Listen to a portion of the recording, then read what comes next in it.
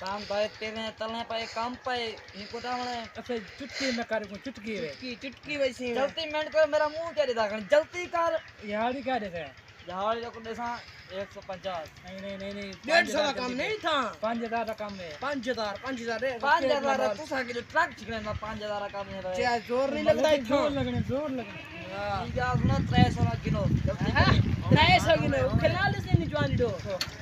खेलना नहीं सन अच्छा जिਵੇਂ तेल लगे रोटी साफ होए रूड़ी में चमकदी पे चमकदी मतलब कि मैं जो बीन चमकदी भी था रोटी चमकदी भी जैसे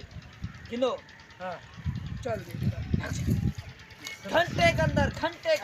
मतलब 20 मिनट में हो जाएगा साथों घर का ठीक है हमारा पराठो सारी गंद की पराठो पोते बन ग्लास अगले वाले सफाई की करे मतलब तेरी पराठो है जा पराठो है और आज दाल की पराठे दे बारे तो मालिक गरीब है तो मालिक बड़ी बात है चुपचाप काम करो मेरे पराठे पर गाल ना करो मालिक ये जो पराठो है ना तुम्हारी लगते मालिक गड्ढा है